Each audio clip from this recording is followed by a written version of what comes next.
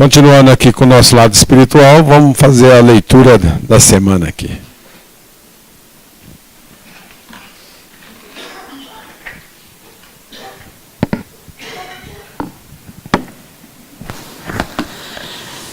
De que adianta? Às vezes me pego fazendo uma avaliação sobre a vida. E numa dessas, achei algo interessante sobre o piloto Michael Schumacher. Quando paramos para analisar seu currículo como esportista, vemos que o cara venceu 91 grandes prêmios e foi 7 vezes campeão mundial de Fórmula 1. A velocidade estava na alma, porém, em um dia de descanso e lazer, sua história e destino mudaram completamente. Hoje, com apenas 44 quilos, ele luta para sobreviver desde dezembro de 2013. A esposa começa a vender os bens para arcar com as despesas milionárias para mantê-lo vivo em um quarto adaptado na sua casa enquanto ele vegeta. Aí vem a pergunta: quem é melhor que alguém? A vida pode tomar rumos jamais imaginados, como em um estalar de dedos. Tudo pode mudar. Não adianta dinheiro, diploma, fama, sucesso. Diante de Deus, todos somos iguais. Então, para que orgulho? Arrogância? Apego aos bens materiais? Tudo que temos é o hoje. E tudo que está ao nosso alcance é ser feliz enquanto há tempo. Precisamos parar de criar problemas, reclamar de coisas tão insignificantes, antes que algo nos roube a vida. Faça o bem, seja do bem, como em um jogo de xadrez. No final, o rei e peão são guardados na mesma caixa. Nossa vida não pertence a nós e sim a Deus. Vale a pena refletir sobre o que temos feito dessa maravilhosa dádiva que Deus nos deu. Nascemos sem trazer nada, morremos sem levar nada, e no intervalo entre a vida e a morte, brigamos por aquilo o que não trouxemos e não levaremos. Pense nisso, viva mais, ame mais, perdoe sempre, tenha mais paciência e seja mais feliz. Ótima semana! Muito sábias. Tem alguém tem uma pauta para hoje aí? Luiz, pode falar aí, Luiz. Como? É ITR. ITR? ITR.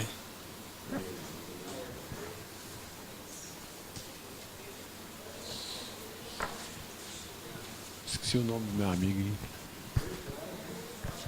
Seguro-desemprego. Seguro-desemprego? Vai ser para baixo.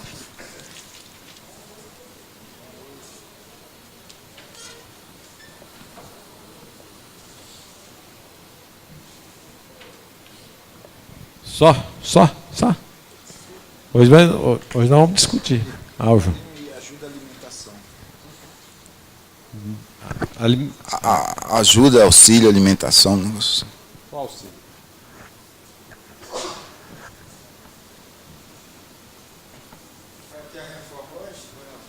Vai.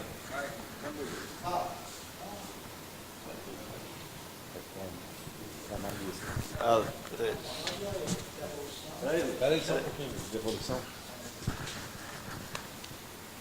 Vamos ver a Veralda aqui.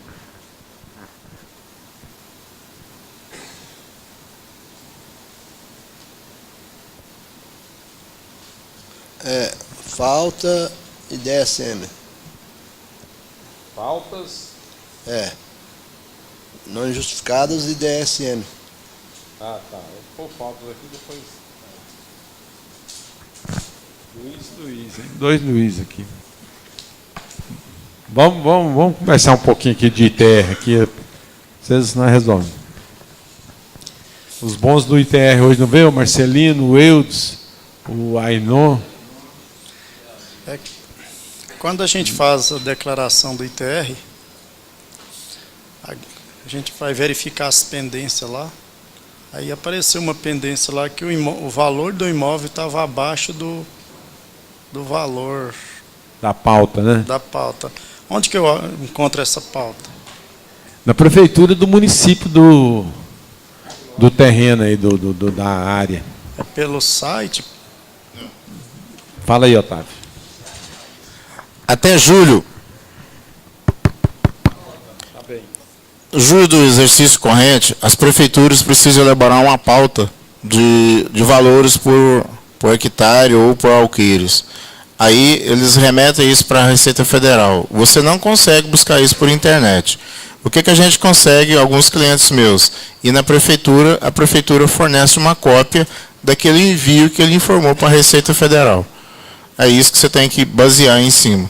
Porque esse imposto ele vai se tornar um imposto municipal. Tá? A Receita Federal está abandonando ele. Então, quer dizer, o município está trabalhando em cima disso para trabalhar pelo valor estipulado lá por eles. Tá certo? É o valor da terra nua. Sem benfeitoria. É o valor da terra nua sem benfeitoria. Tá?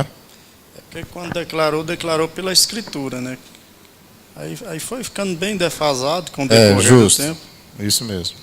É porque pela pauta do município, todo ano está aumentando. Entendeu? E o ITR, a declaração do ITR esse ano, não sei como que eles conseguiram vincular o valor que você coloca lá pelo valor da pauta do município, da relação do município. Agora, ele deveria lançar também o município e o valor, né? Ó, busca na página tal ou na onde uma ajuda lá, né? E nesse caso você tem a maior dificuldade de encontrar isso nas prefeituras, porque nem todas não tem no site. Essa fazenda, por exemplo, uma das fazendas lá em Xinguara, no Pará. Nossa Senhora, no outro país. Xinguara. Fala, Ronaldo. Tem que viajar para Xinguara. Otávio. Ok, tá saindo. Tá. Hein, Otávio? Não tendo conhecimento do valor dessa terra nua, tendo dificuldade de contactar com o município, mas cada proprietário ele tem noção do valor venal da sua terra, lá naquele município. Conhecendo também o valor das benfeitorias, que não faz parte da terra nua, pode ser um caminho para o contador orientar ao empresário, que isso, na verdade, são informações que o empresário precisa levar para o contador. Ó, o valor da minha terra nua no meu município é tanto. Não é o contador correr atrás. Porém, nós corremos atrás. Mas o empresário não tem conhecimento, está chegando o prazo de fazer, não consegue falar no município. Mas o empresário sabe qual é o valor do alqueire da sua terra lá no município. Ele tem uma noção. Esse caminho, o que você acha? Procede? O Otávio falando que procede. E outro caso, o valor lá só vai chamar a atenção sua se estiver abaixo. Se estiver acima, ele não chama atenção, não. Aí você pode tributar à vontade. Tá? Espera aí, Luiz. Vou levar ali na Divina primeiro. Espera só um pouquinho. Deixa eu levar para a Divina lá, eu volto com vocês aqui. Espera aí. O Luiz e o Arnon aqui.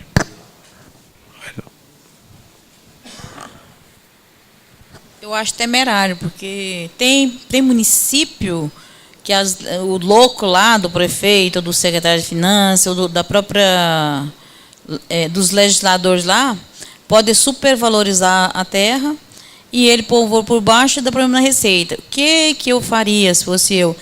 Todo município, se você ligar na Secretaria de Finanças, onde trata do departamento imobiliário, eles passam por telefone. Todos eles passam. Fala, ó, não está tendo condição, queria que você passasse a sua pauta aí. Mas até por e-mail. Uns 4 ou 5 lá do sertão eu já consegui. Tem certeza que vai passar um pouquinho de aborrecimento, mas consegue. Consegue. É melhor ele correr atrás, perder um pouquinho de tempo e não ter aborrecimento mais tarde. Não é verdade. Fala seu nome, me deu um branco aqui. Adilson. Adilson. Meu Deus. Só para afirmar e concordar com a colega ali, hoje o patrão tem terras lá no Tocantins, né? E veio me perguntar, porque o município lá cobrou mais caro o VTN lá, né? Supervalorizou. Mas eles alegam que ainda cobrou abaixo da tabela. Né? Como as terras lá supervalorizou, mas o pessoal da região teve um custo altíssimo, então a prefeitura achou conveniente que ficaria no mínimo, entendeu, o VTN. Mas aí eu orientei o patrão, veio lá junto à prefeitura, né, porque ele sempre está lá na região, e para a gente verificar se está de acordo com o custo da região, né, da terra, mesmo, mercado. Né? Senhor Renan, para ele, apaga a luz aí, só para... Aqui, Luiz, ó, é um exemplo aqui, ó, da cidade de Ipameri, ó. Tá?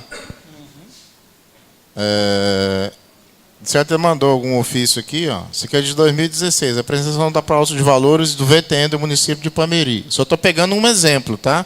2016. Aí ele vem falando aqui, ó, terra de cultura.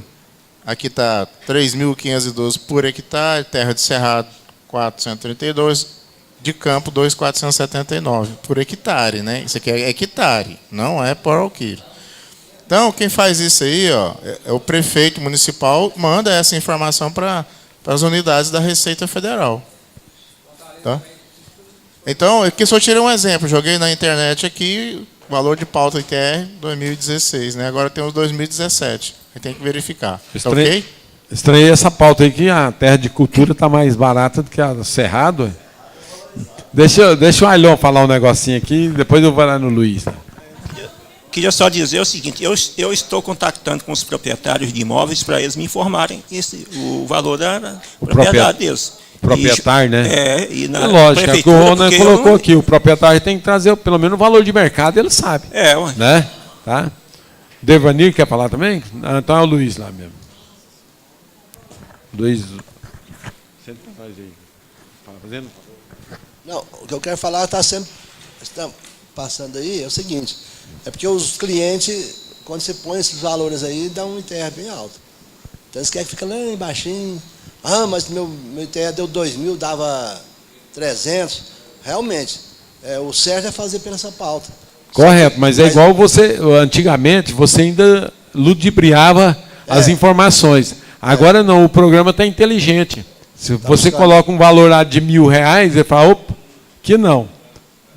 Aqui é 4. É que eu tô falando. Aí você tem que pôr, e o seu cliente ou o proprietário vai ter que pagar o imposto, pelo menos dentro da pauta aí. Né? É que eu tenho um cliente lá de Israelândia, sem alqueire de terra, pôs lá, valor de terra nua, acho que 20 mil e pouco, né? Que aí está muito mais, se for buscar. Acho que deu uns 2.500 de terra. Nossa, mas isso é absurdo. Sei o quê. Agora que vai ver, então, porque vai ter que buscar. Não, o ano passado muita gente não colocou, tinha o valor de pauta em mãos, mas muitos então, realmente, esse ano vai ter agora que buscar. Esse ano, justamente, a Receita já arrumou um mecanismo de a terra nua. Evitar a falsificação do cara. Mas né? nós, como contador, não precisa fazer a coisa certa, né? Lógico. O cliente, mas arruma para mim aí. Eu falei, não tem jeito, porque eu só faço errado, depois errado. Mas o contador meu fez errado. Aí ele gosta de pagar pouco, mas na hora de... Já saiu até de algumas cidades aqui, ó. Estrela do Norte, ó. Beleza. Já aí, ó. Estrela do Norte, do estado de Goiás, aqui lá no norte de Goiás. Aí, ó, o valor das terras. Apaga aí, Ronan, por favor, Luiz. Pois é, mas eu estou só dando um exemplo. Se eu vou ficar aqui, né? Aí, só para dar um exemplo para vocês aí, entendeu? Então aí vocês entram, ITR, valor de terra nua, VTN, do Impom Município, tá 2017. Está tudo na base de 5 mil, hein? Pois é, isso aqui é Estrela do Norte. Tá? Mas vai lá e oferece 5 mil para o cidadão dono lá, se ele quer. Ah, não, aqui não. Pode falar, Devani. Não, só nesse assunto. E eu estou preocupando com a pessoa física. E depois? Na declaração de pessoa física. Tem nada a ver, não? Com o valor anunciado como bem lá na pessoa física? Tá, não, o VTN vai pagamento de imposto. Não tem nada a ver com relação com o valor histórico da propriedade, não. É porque, inclusive, se você quiser, no caso de alienação, você usa o valor do ITR ou o valor da declaração. Vou falar, Geraldo. Antigamente, ele tem um pouco de razão, que antigamente, lá no manual do imposto de renda da pessoa física, ele dizia que era o valor do ITR, agora já desvinculou. Porque devido que passou a época de utilizar a terra nua, aí ele desvinculou, não tem nada a ver. imposto de renda, que imposto de renda é valor de aquisição, de custo, né? Agora, eu aconselho a pessoa a procurar, viu, as prefeituras e verificar o preço de pauta da prefeitura. Verificar no site município por município, verificar, se não localizar, fazer igual a Divina orientou. Liga para o município lá, fala com alguém lá, encaminha até... Porque se é uma pauta, então obedecer. Igual você falou, mais pode, menos não. Aí você ficar chutando lá valores também, Deus me livre, né? Pode acender a luz aqui ou vocês vão mostrar mais transparência aí? Aproveitar a oportunidade. Peça aí, Fábio. É sobre o DTE da Secretaria da Fazenda, né? Eu vou aumentar aqui. Terá esse zoom. Quem está obrigado a fazer o DTE são aquelas empresas que emitem nota fiscal modelo 55, né? E então, ele colocou um aviso agora no dia 31 de agosto, dizendo que a partir do dia 11 de setembro de 2017, eles vão fazer o bloqueio da emissão de nota fiscal de quem não fez, tá, o DTE, que é aquele domicílio tributário eletrônico, está aqui, certo? O desbloqueio será feito automaticamente 48 horas após. Você já pensou uma empresa ficar 48 horas parada sem emissão de notas, né? Então, para quem não fez, é melhor fazê-lo, né? Eu oriento vocês a fazer o seguinte: faz o DTE com o e-mail da empresa, depois você sai do sistema, volta nele de novo e faz uma procuração para o seu escritório contábil para você tomar ciência dos fatos ali que estão sendo ocorridos naquela empresa e as notificações da Secretaria da Fazenda. A gente sabe que os empresários demoram a passar essa informação para a gente, então, automaticamente, quando é disparado alguma informação para o DTE, ele vai para o seu e-mail também, fica mais fácil você verificar o que é. Tá certo? Não precisa de ir lá na Secretaria da Fazenda falar que você fez o credenciamento. O sistema vai reconhecer que você fez. Não precisa levar documento nenhum. Basta você fazer. Ok? Isso é tudo através de certificado digital da empresa. Tá? Isso aí vale, Otávio, para... Valeu, deixa o Roberto falar. Isso aí vai para todas as empresas do Simples também? Todas as empresas que emitem nota fiscal. 55. Ok. Não imprime recibo?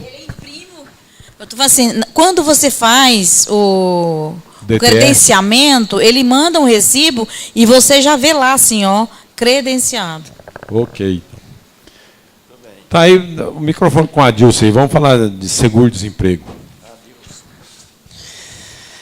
Pois bem, em relação à pessoa que tem CNPJ, que há um indeferimento automático no momento de receber o seguro-desemprego, se tivesse CNPJ, né?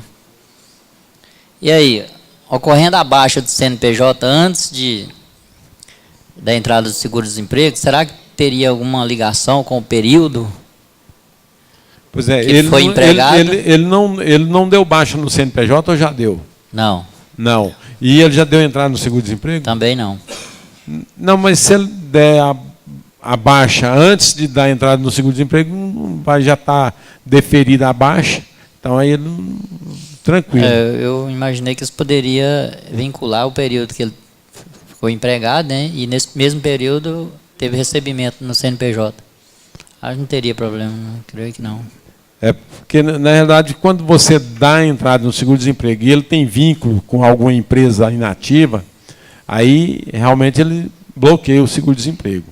Mas uma vez você vai lá e regulariza, eles liberam também. Dependendo se você tem prova que a baixa estava inativa e há muito tempo. Então, aí, agora, se, por exemplo, ela entrou,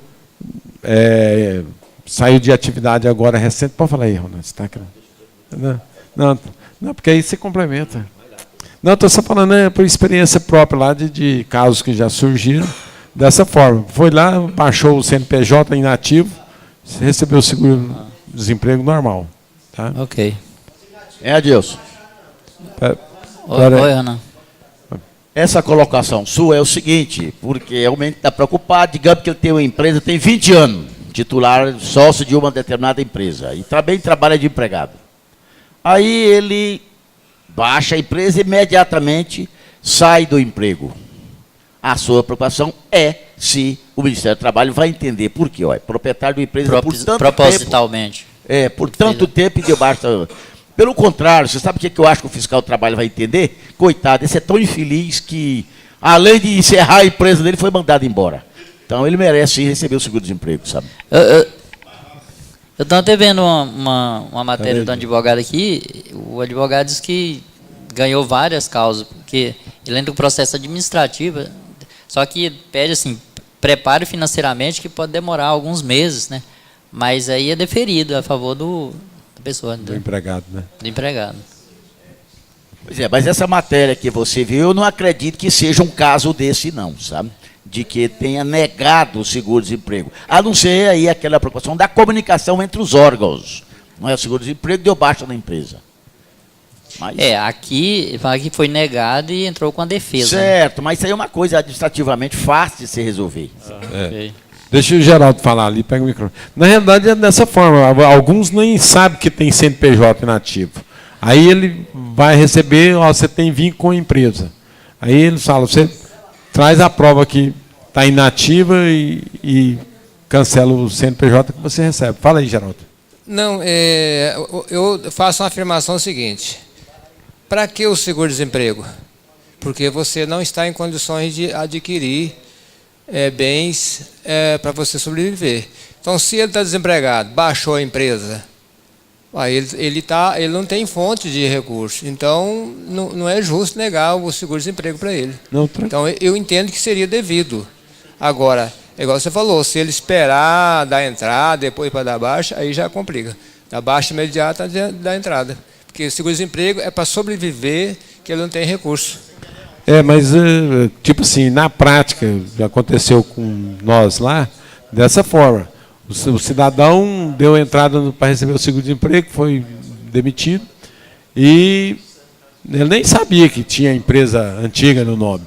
Chegou lá, a Caixa falou, infelizmente, você tem uma empresa no seu nome, não pode receber, negou o seguro-desemprego. Aí, mas está aqui a documentação, caso você tenha... Aí deu baixa no CNPJ, pegou aquela certidão de cancelamento lá da junta, deu baixa no CNPJ, ele deu entrada novamente, deferiu favorável e pronto. Não, concordo plenamente, mas no caso dele que ele está dizendo que vai dar baixa na empresa antes da entrada, então já não vai existir.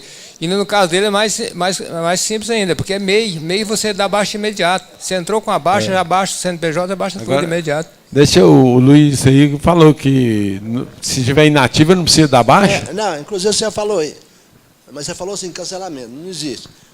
Ela pode continuar inativa, que ele vai receber.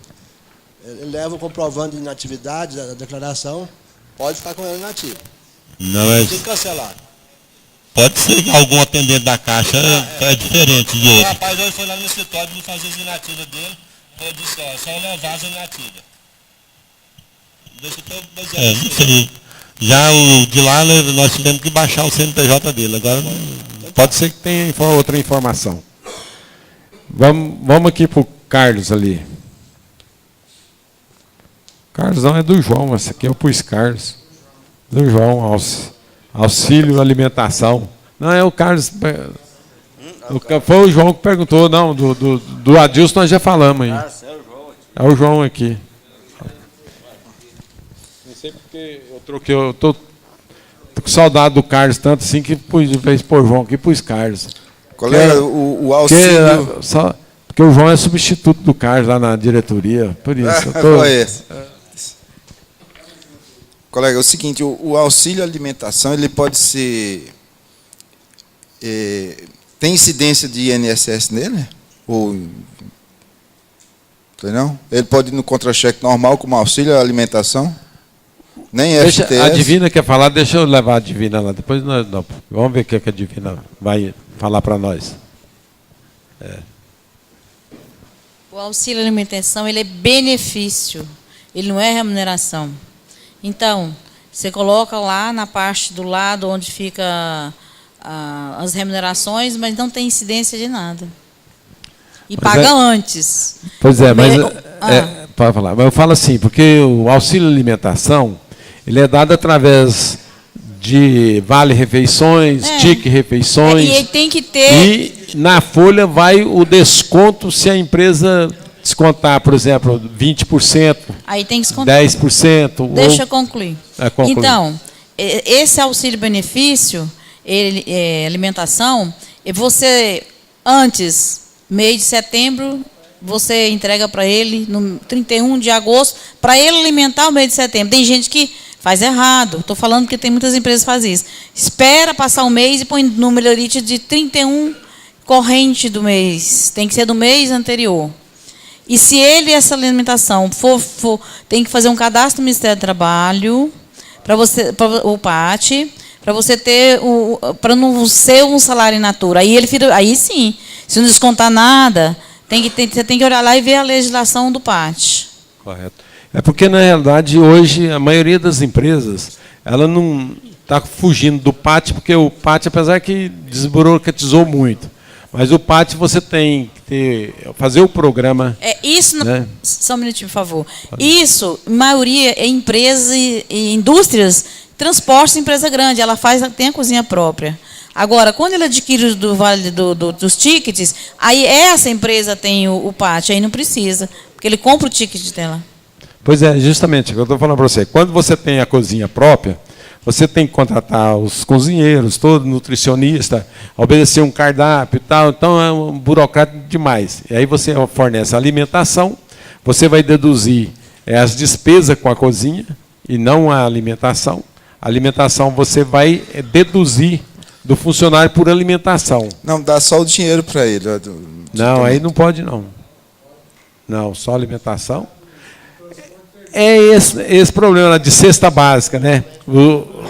Pois é, mas eles legislam em legislação que não é eles, não têm autoridade para fazer.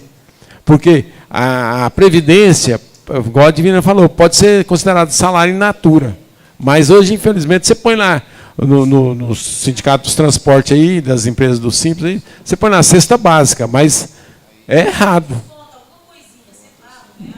Não, se você faz a doação. Deixa o Adilson comentar alguma coisinha. Só colocando aqui que, inclusive, se for lucro real, né, já perde a indedutibilidade. Como é que é? Está fora da lei, fora do pátio, perde a indedutibilidade lá. Aí fica indedutível. No caso, porque você tem, no lucro real, você tem 8% lá do imposto de renda a termo de incentivos. Né? O pessoal faz isso aí porque lucro presumido já não importa a dedução. Né? Aí você não tem incentivo. Né? Então é complicado. Você dar em dinheiro, não é bom fazer isso, não. Pois é, mas pode ir no contra-cheque normal isso? Não. Porque o vale-refeições, o ticket-refeições, ele vai como desconto. Você desconta um percentual. Você dá 100% e desconta 2%, 3%, dependendo da empresa. Ela pode descontar até 20% de cada refeição. Eu esqueci de uma coisa. Tem que observar que as convenções agora estão trazendo. Quando tem na convenção, pode dar em espécie se ela rezar. Os bares e restaurantes, lá fala que pode. O então, sindicato das empresas de transporte manda dar, mas ele dá a cesta básica. Até nas férias tem cesta básica. Poxa. Incrível, né? Deixa eu só ler aqui para embasar para nós essa pergunta do João. Aqui está o artigo 458 da CLT. Além do pagamento em dinheiro, compreendendo-se no salário, para todos os efeitos legais, a alimentação, a habitação, vestuário ou outras prestações in natura que a empresa, por força do contrato ou do costume, fornecer habitualmente ao empregado. Em caso algum, será permitido o pagamento com bebidas, tudo bem. Vem o parágrafo 3º. A habitação e a alimentação fornecida pelo salário, utilidade, deverão atender aos fins que se destinam e não poderão exceder, no caso da alimentação, 20% do salário contratual. Esse aqui é a base legal, João, 458. Sabe? Mas igual já colocaram, pode ver, às vezes, alguma convenção coletiva, desde que ela não venha ferir a CLT e que seja melhor para o empregado, se pactuar entre as partes, tudo bem. Sabe? É porque, na realidade, geralmente a gente discute muito isso, é questão de, por exemplo, pode ser considerado salário in natura pelo fisco da Previdência, né? Porque você está complementando o salário do cidadão em dinheiro. Então, quando você dá o benefício através ou do ticket refeições, ou do vale refeições, ou então da cozinha própria, você prova que tem uma cozinha própria através de nutricionista, cardápio, tudo. Então, você pode abater até 20% da refeição que você doa para o cidadão. Então, se você dá uma refeição que custa R$10, você pode descontar R$2 do cidadão. E também ele vai verificar se ele tem interesse de pagar os R$2 pela refeição. Se ele não tiver interesse, ele vai pegar o vale transporte e almoçar e voltar. Everaldo. Mas tem que haver o desconto, não pode ser simplesmente não descontar nada. Fala isso. Não, na realidade, você, quando, no sistema que o Joeli comentou aqui, dos motoristas que tem a cesta básica, você não desconta nada, você você desconta do salário que ele ganha. Ele ganha lá R$1.500, você desconta a previdência dele, o sindical dele, tudo, e dá o incentivo à cesta básica. E ela não é tributada na previdência nem nada, e não incide em cargos nenhum. Mas só que não, ela vai no contra-cheque pagando a cesta básica. Agora, no caso, no seu vale transporte, você não pode pôr no contra-cheque. O vale refeição, você não pode pôr no contra-cheque, não. Tem que colocar a cesta básica. E você ter nota da cesta que você deu, né? Então, você adquiriu cesta para dar para o seu cliente. Então, você comprou, adquiriu a cesta. Aí, põe na cesta básica, ou põe na folha.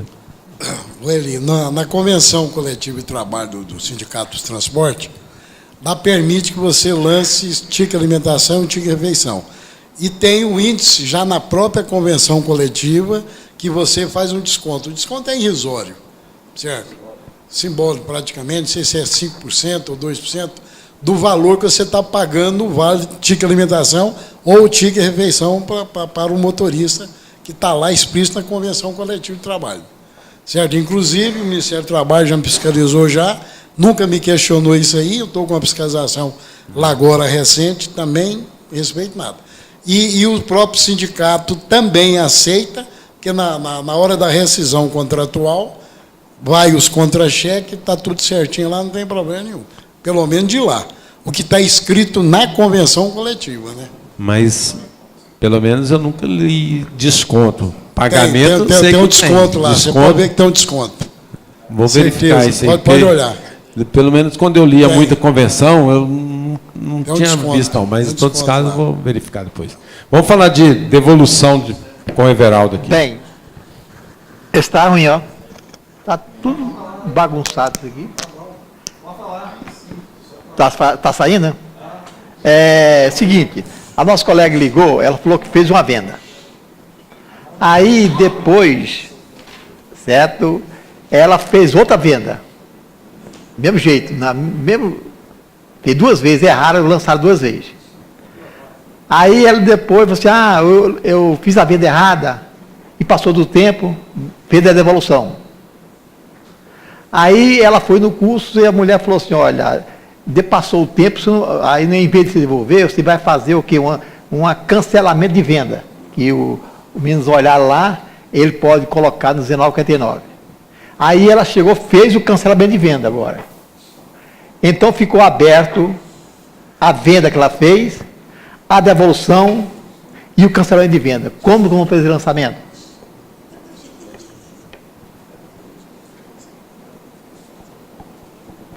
Aí eu coloquei lá. Então é a venda normal que ela fez, tudo bem, certo? Vendeu, acabou. 5102, Caixa A, venda de mercadoria. Beleza? Aí, isso aí não aconteceu. Aí, o que ela fez? Ela chegou, pegou, colocou devolução de venda à Caixa, para acabar com essa venda. Aí ela falou assim, não está errado. Aí ela emitiu uma nota fiscal 19,49. Parente acertar essa situação toda, certo? Como que eu vou fazer? Aí eu expliquei para ela, você vai pegar essa 1202, que era a devolução de venda, que não aconteceu, e vai emitir uma nota fiscal 19,49, caixa a devolução de compra, de venda à caixa. Como se fosse a mesma coisa da devolução de venda. E vai pegar essa devolução de venda, fazer o contrário, 19,49 de novo, caixa devolução de venda, ó, para acabar com tudo. Entenderam? Se apagar mesmo.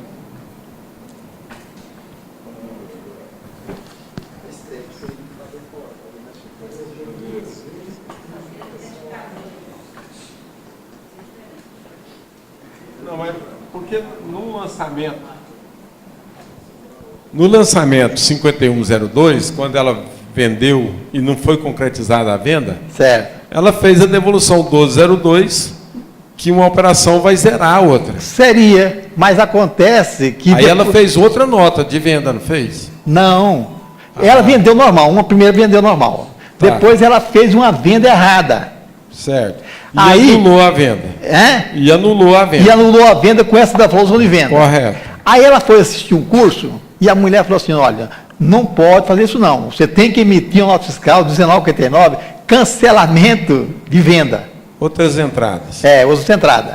Aí ela chegou e emitiu o 19,49. Aí quando ela emitiu o 19,49, ela precisou também fazer outra nota fiscal 19,49 para cancelar a devolução da venda, ó.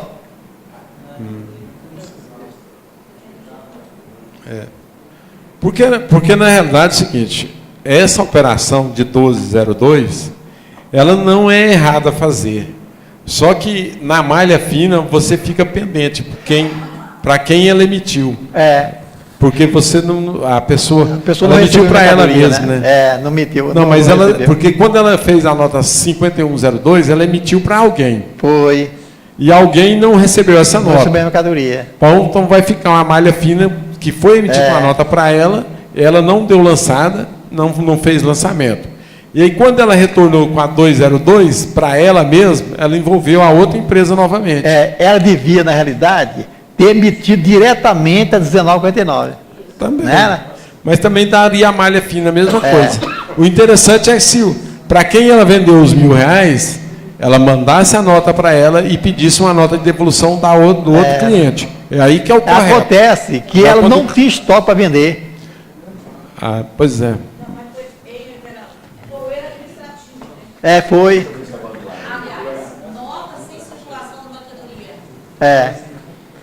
Tá. Aí eu expliquei para ela fazer esse lançamento, para mim era acertado a parte contábil. Porque ela fez só documentos fiscais simbólicos, sem enviar mercadoria. E não tem como a empresa de lá fazer devolução.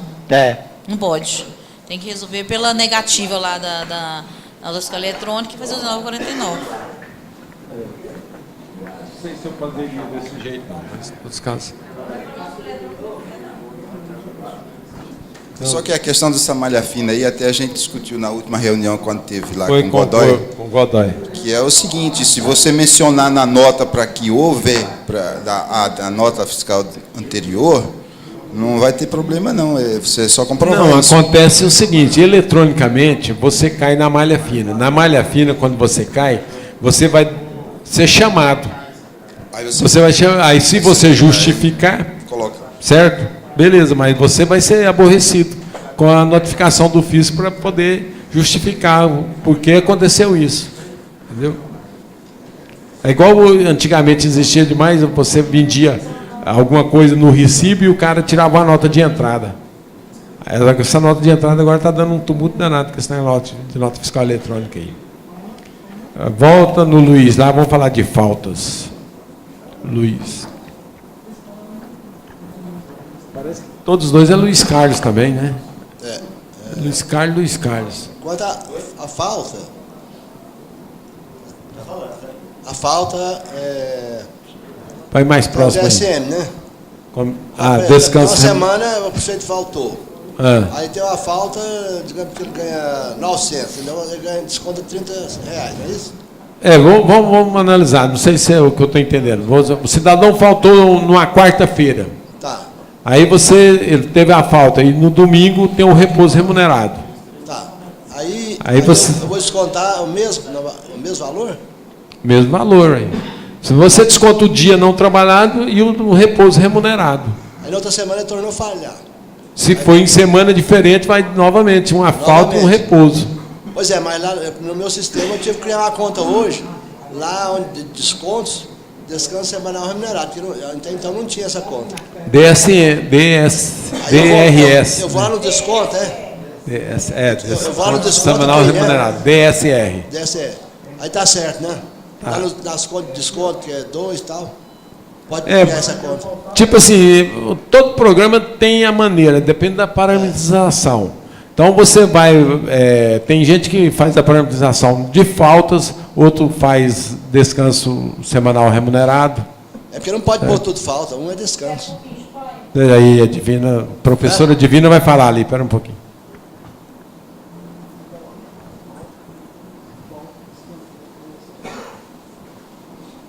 Você tem que colocar, assim, a semana, muita gente não sabe. Às vezes, não aqui, mas em outros lugares. A semana começa no domingo. Toda semana começa no domingo. Aí ele falta na terça, falta na quarta. Aí ele vai perder 2 faltas e o repouso remunerado. Faltou 4 vezes, 1 repouso remunerado e 4 faltas. Na semana seguinte, faltou, perde de novo o DSR. E você deve colocar DSR, sabe por quê? Por causa das férias. Se você colocar falta, você vai prejudicar o empregado. Que aí o programa vai entender, vai somar e ele vai ter prejuízo nas férias, tá? E se o fiscal pegar, é grave, porque você está descontando um desconto indevido. É isso aí. Ok. Mais alguma coisa aí, Luiz? Ok. Vamos falar aqui da reforma trabalhista. Com a palavra o Fábio aí, para falar da... O quê? Reforma trabalhista. Já está não, só a Divina falou, eu fiquei na cabeça colocada aqui, Divina. A Divina falou que a semana começa domingo, né? Bom. Gozado, né? Aí a lei falou o seguinte, que pede o repouso remunerado se não trabalhar durante a semana toda, né? Se tiver uma falta na semana, perde o repouso remunerado. Então, o domingo certo é um repouso remunerado.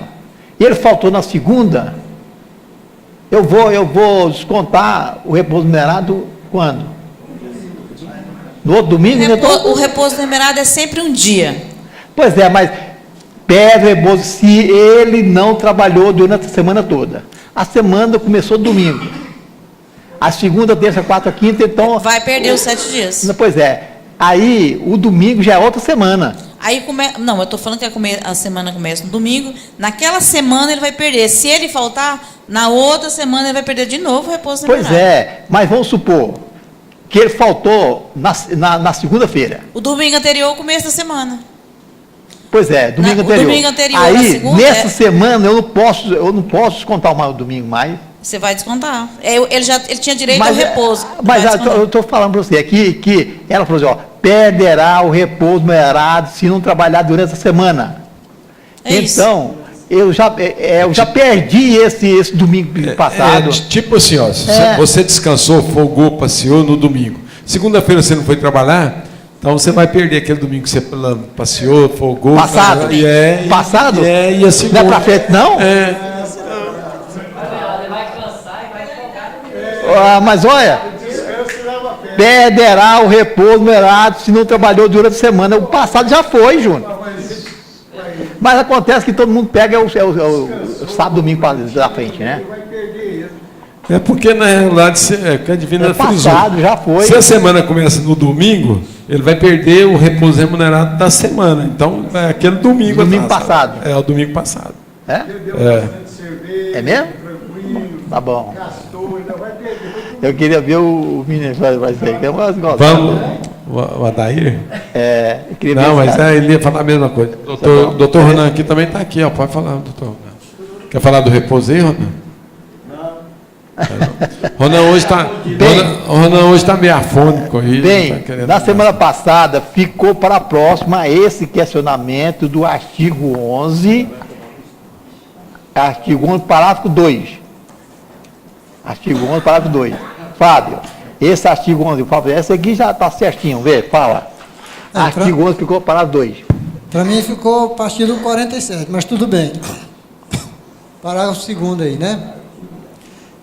Tratando-se de pretensão que envolva pedido de prestações sucessivas decorrente de alteração ou descumprimento do pactuado, a prescrição é total, exceto quando o direito à parcela esteja também assegurado por preceito de lei. Ele está tratando aí que se decorrente de alteração ou descumprimento do pactuado, a prescrição é total, exceto quanto ao direito à parcela que esteja assegurado por preceito de lei. Então, você pode recorrer, foi pactuado, você perde o direito de recorrer para trás, exceto aquelas questões que estão garantidas por lei. Por exemplo, o caso da parte da maternidade, está na Constituição, já tem uma lei dizendo que aquele licença é garantido e certo. Então, não vai perder, estou dando como exemplo a questão da estabilidade da gestante, né? Eu entendo que é por aí. O terceiro aí. Então, esse terceiro já foi decidido, já. Já foi. Aí, vamos passar, então, vamos passar para 47. O 47. Tá, deixa eu descer. Antes, como que estava? A empresa que mantiver empregado não registrado no termo do artigo 41 e seu parágrafo único incorrerá na multa no valor de um salário mínimo regional por empregado não registrado, acrescido igual valor em cada reincidência. Aí foi modificado esse artigo, foi modificado o parágrafo aqui e ficou dessa maneira. Fala, Fábio. Bem, agora o 47 ficou o seguinte: o empregador que mantiver empregado não registrado nos termos do artigo 41 da CLT ficará sujeito à multa no valor de R$3.000 por empregado não registrado, acrescido de igual valor em cada incidência. Então, se o fiscal for uma vez, multa 3.000. Se for de novo, 3.000. Né? Aí vem o parágrafo 1º. Antes estava assim, antes só tinha um parágrafo único. Ele falava: as demais infrações referentes aos registros de empregados sujeitarão a empresa a multa de valor igual à metade do salário mínimo regional dobrada na reincidência. Agora ficou desdobrado no parágrafo 1º e 2º. No parágrafo 1º, especificamente quanto à infração de que se refere o caput desse artigo, o valor final da multa aplicada será de R$800 por empregado não registrado, quando se tratar de microempresa ou empresa de pequeno porte. Então, de 3.000 caiu para 800, né? Aí ele observa aqui no parágrafo 2º, a infração de que trata o caput desse artigo constitui exceção ao critério de dupla visita, porque tem a própria lei de complementar 123, lá no artigo 55, ela fala que as empresas do Simples Nacional, a primeira visita do fiscal, ao ele constatar as infrações, ela não vai multada, vai só notificada, na segunda visita, na segunda autuação é que ele seria multado. Mas a constatação de empregado sem registro é uma exceção.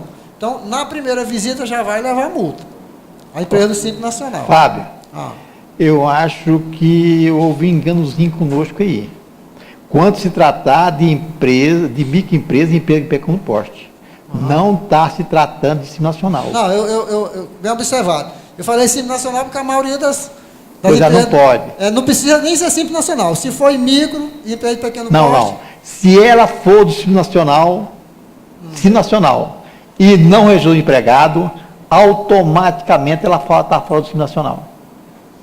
E enquadra isso aqui. O Ministério está comunicando, sim. Mas eu falei de Simples Nacional porque lá na lei de complementar 123, no artigo 55, ele menciona essa questão da segunda, que a empresa pode ser autuada a partir da segunda orientação. A primeira visita do fiscal é só orientativa. Você não tem um livro de registro, você não está faltando isso, não multa, não autua.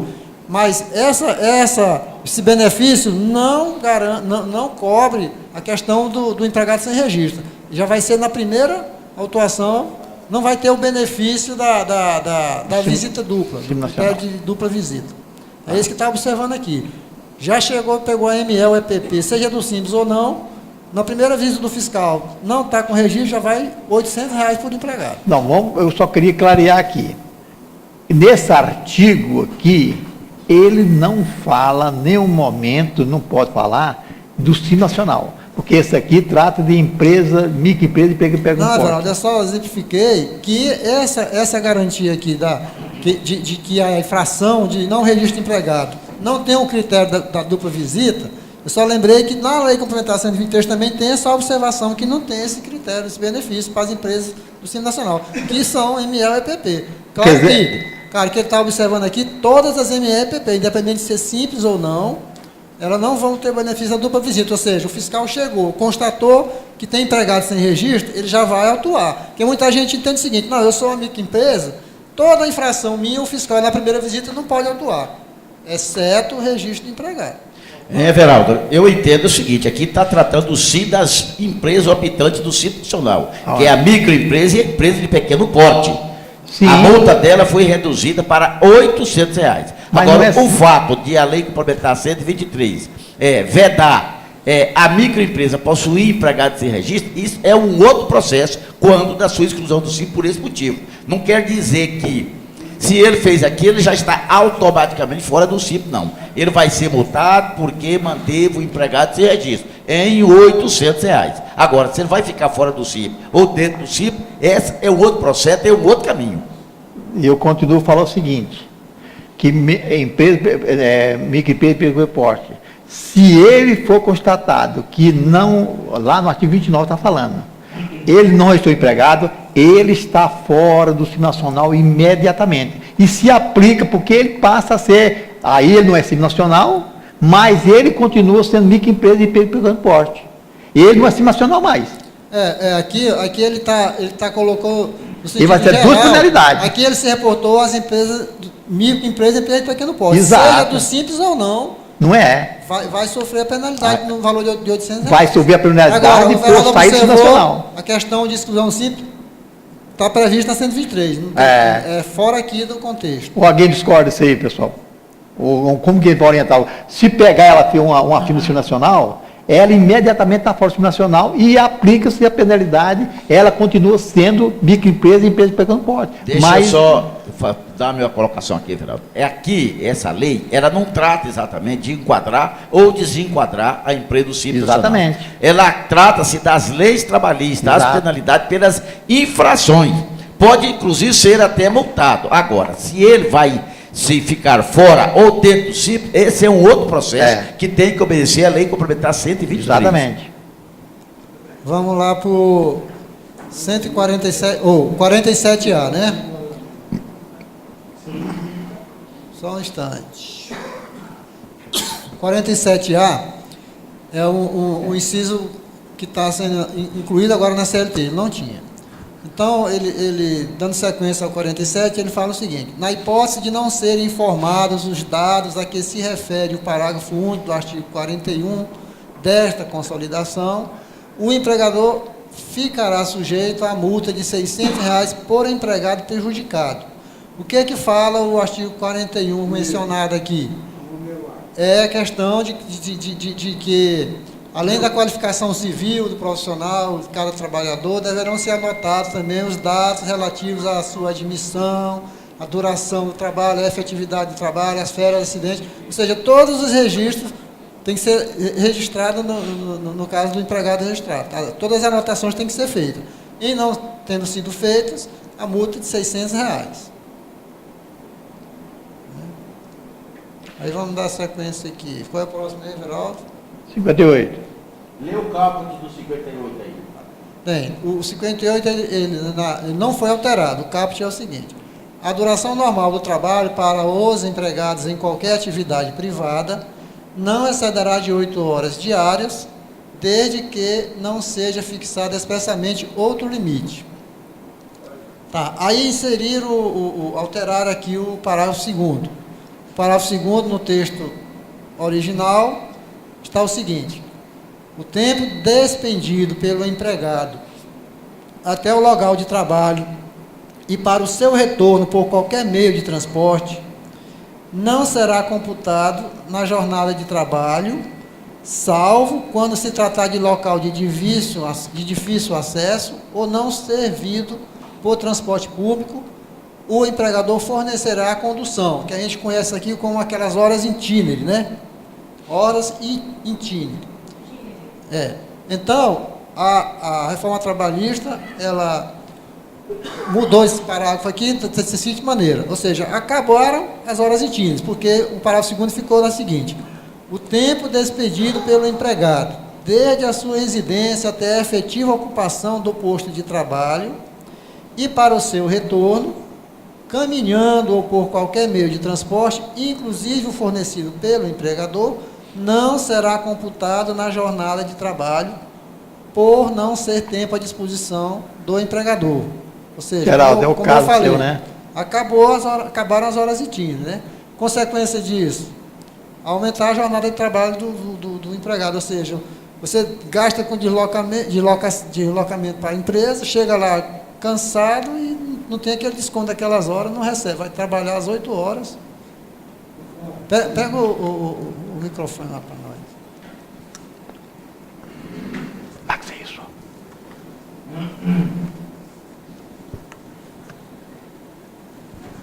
Você entende que por exemplo, quem tem há 3 anos que já faz isso, você entende que, por exemplo, se a pessoa sair depois da aprovação dessa lei, vai contar ou é a partir da aprovação da lei que começa a contar isso? A partir, se não me engano, é dia 11 de novembro. Pois é, mas eu falo assim, por exemplo, esse horário itinerante, ele vai contar, por exemplo, a partir da aprovação da lei, ou, por exemplo, um funcionário que trabalha há 3 anos na empresa, se eu mandar ele depois da hora da aprovação da lei, não vale a partir do funcionário que foi admitido agora. Não, o direito adquirido dele ele não pede. A partir do dia, do dia 11 de novembro, ele não vai ter mais computado isso. Mas se ele tem para receber, é direito dele. Observando o prazo de prescrição para reclamar, né?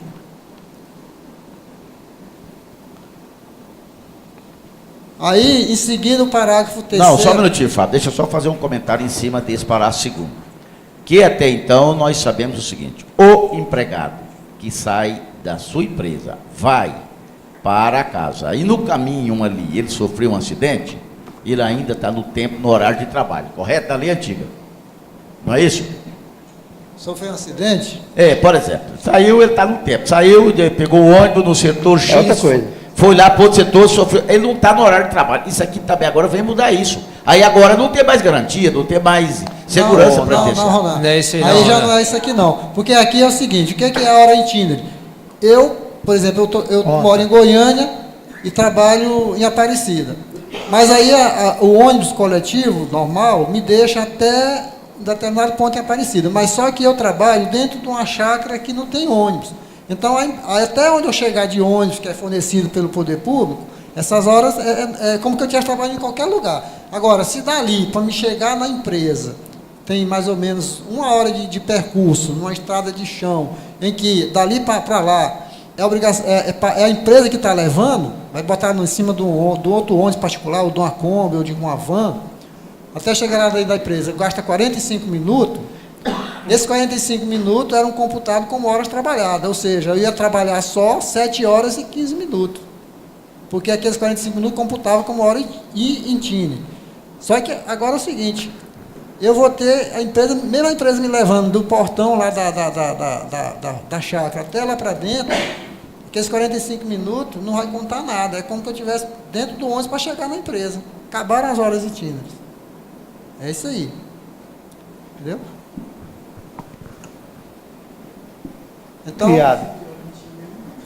Então vamos para o parágrafo terceiro. Peraí. Sim. Advogado. Nessas horas itinerárias, acontece muito isso na zona rural.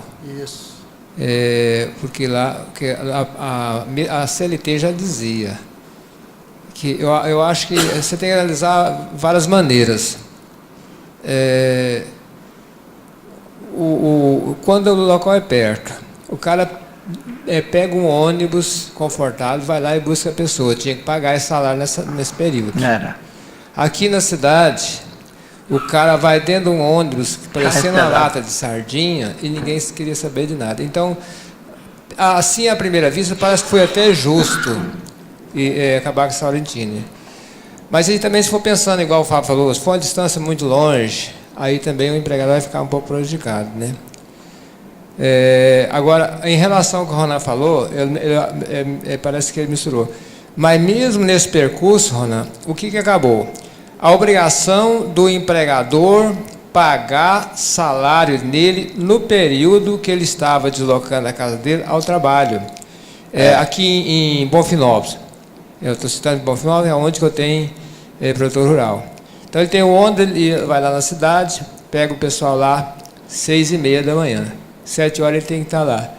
Então aí, meia hora para ir lá da casa dele no trabalho, mais meia hora para voltar. Então isso já era computado 1 hora de trabalho.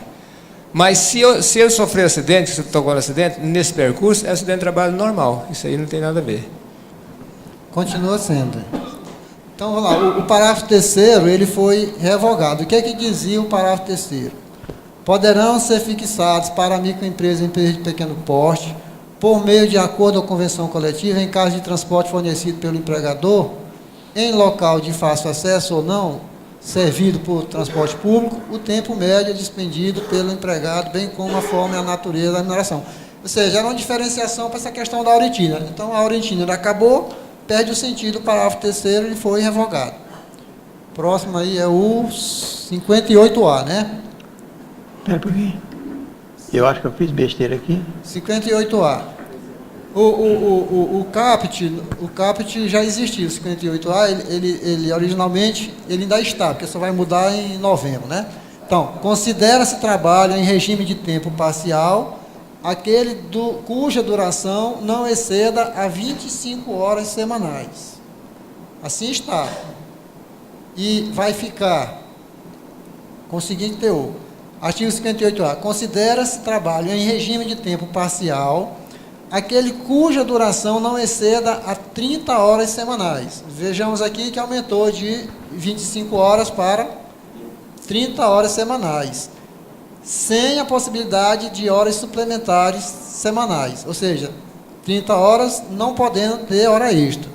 Mas também ele fala que ou considera-se também trabalho em regime de tempo parcial, ainda aquele cuja duração não exceda 26 horas semanais, com a possibilidade de acréscimo de até 6 horas suplementares semanais. Então, deixou de ser 25, passou a ser 30, sem hora extra.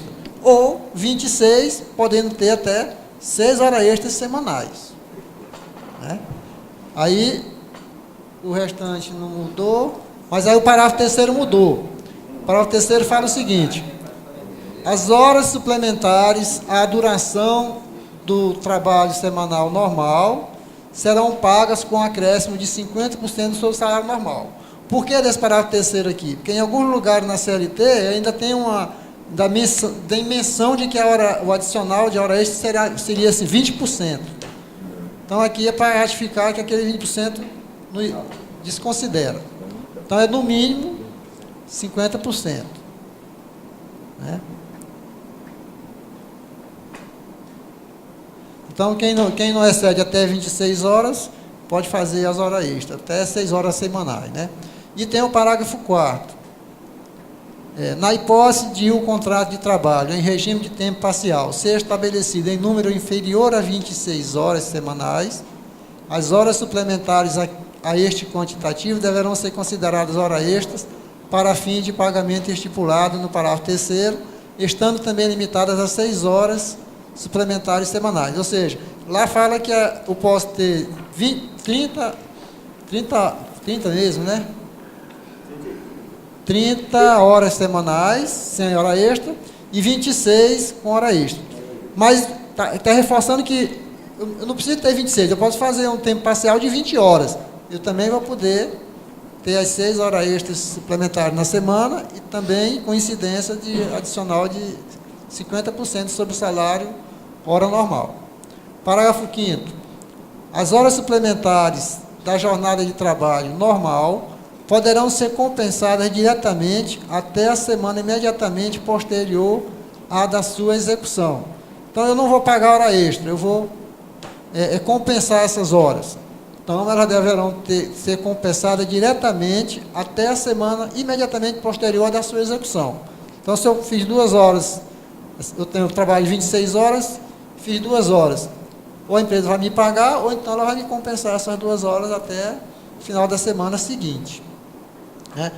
Devendo ser feita a sua quitação, né? Aqui fala, peraí.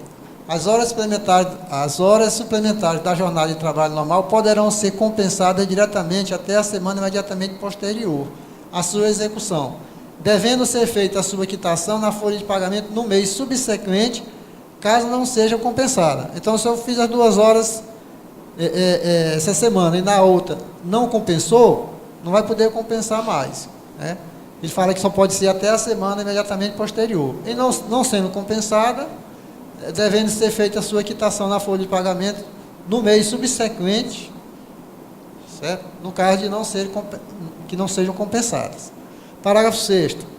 É facultado ao empregado contratado sob regime de tempo parcial converter 1/3 do período de férias a que tiver direito em abono pecuniário. Aí, quanto era o período de férias de quem trabalhava em tempo parcial? O máximo era, se não me engano, 18 dias, né?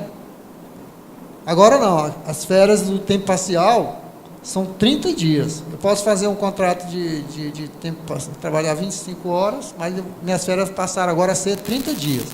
Conforme reforça aqui. Então, são 30 dias e faculta ao empregado converter 1/3 dessas férias, né, em abono pecuniário. Então, eu posso vender 10 dias.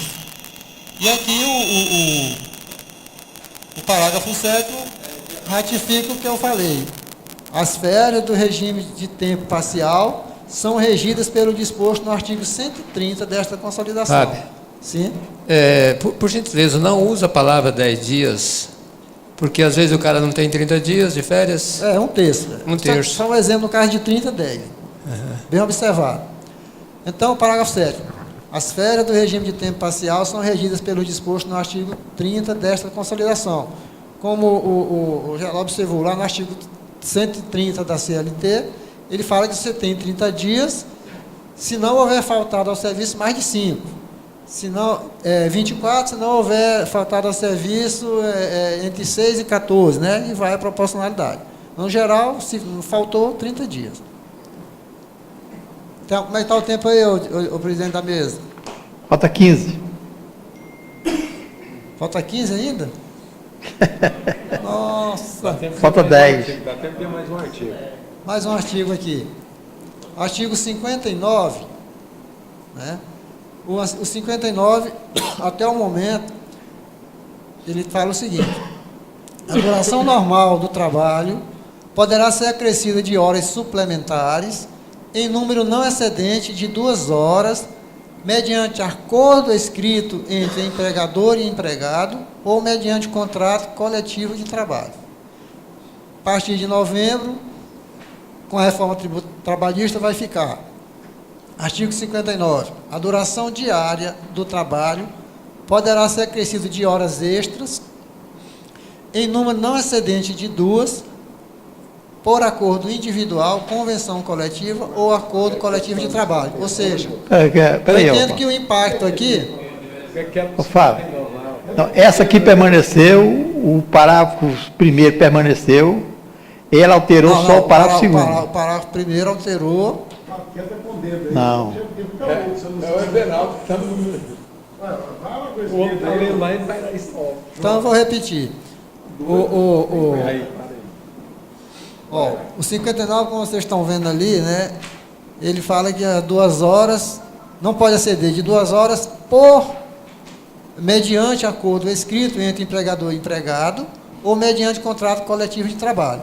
A alteração significativa foi aqui que ele colocou as horas extras em número não excedente de 2, por acordo individual, convenção coletiva ou acordo coletivo de trabalho.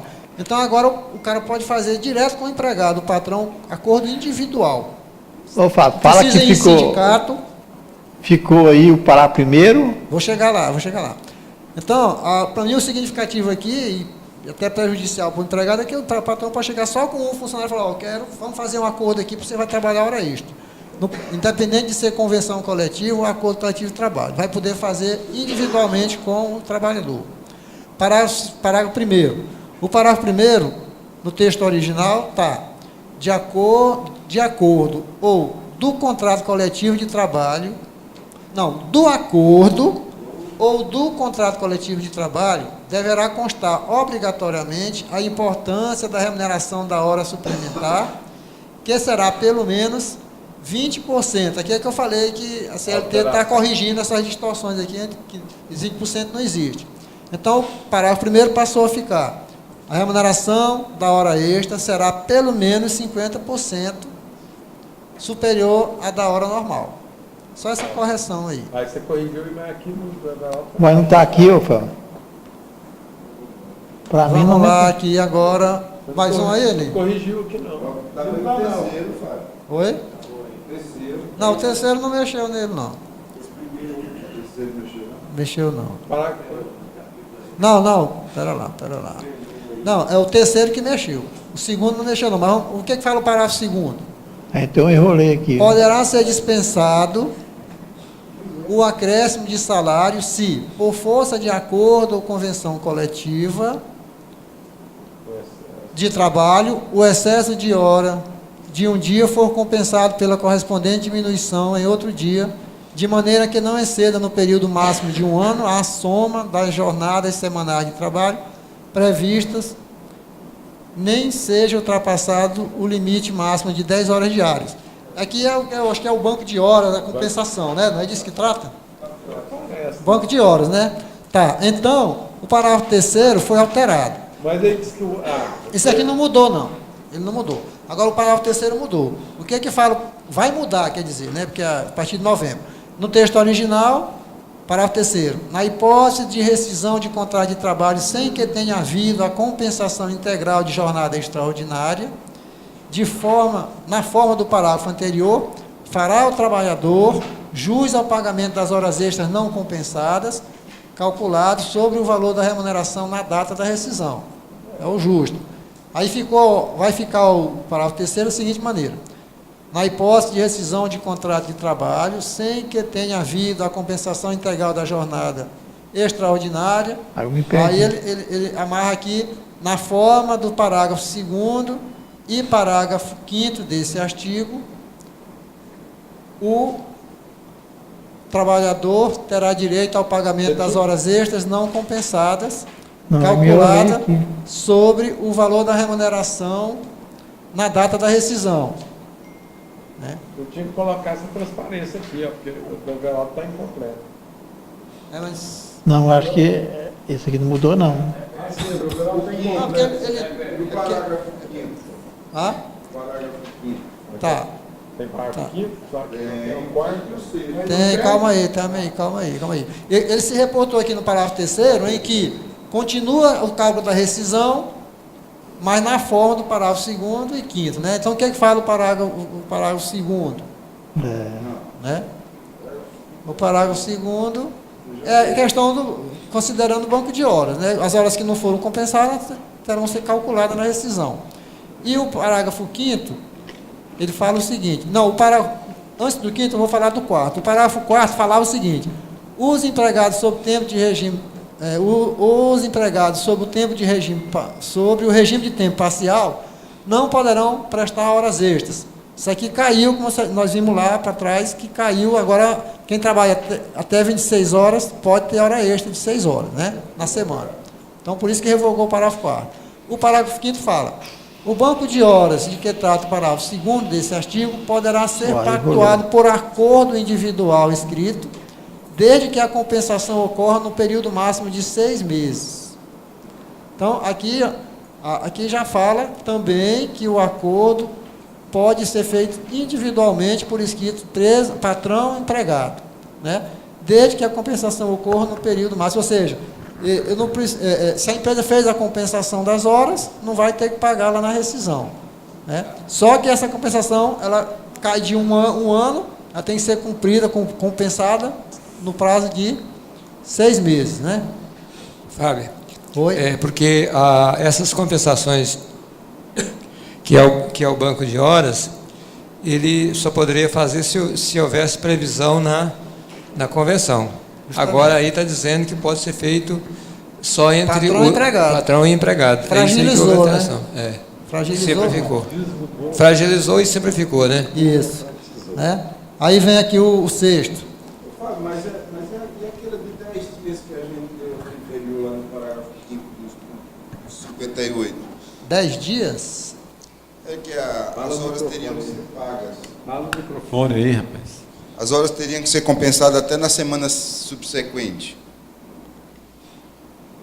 O artigo 5º do 58A. Ou compensadas. Pois é, agora que está falando de 6 meses. No outro lá falou um ano. Não. Não entendi isso aqui. Ali estava tratando de... Qual artigo você quer falando aí? O artigo 50? 58A. O 58, o artigo 5º do 58A. Só um instante aí. Parágrafo 5º.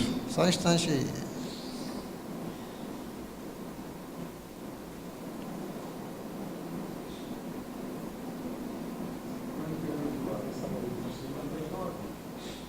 Deixa eu achar ele aqui,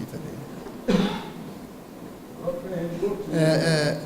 João, o 58 ele trata de regime de tempo parcial. Ali eu estou tratando agora de regime de tempo normal. Entendeu? Ah, tá. Certo? Então vamos agora para... Nós estávamos em qual artigo mesmo? Agora me enrolei todinho. Aqui mais embaixo. Estou chegando aqui. Peraí.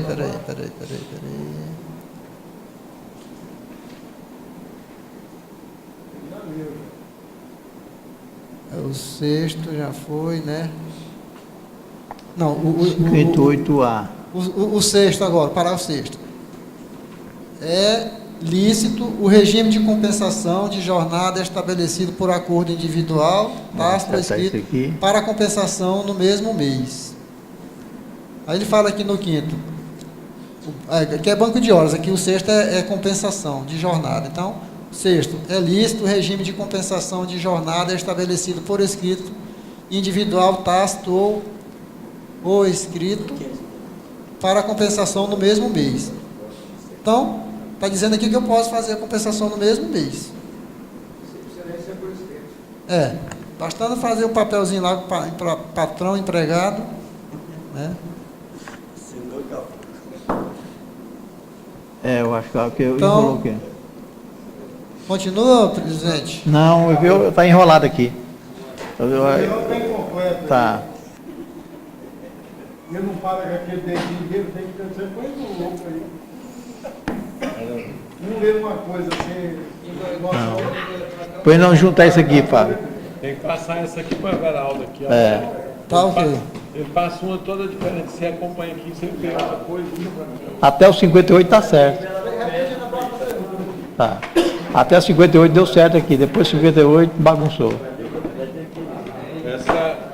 Essa leitura aí não pode passar de 15 minutos, não. Fica cansativa demais.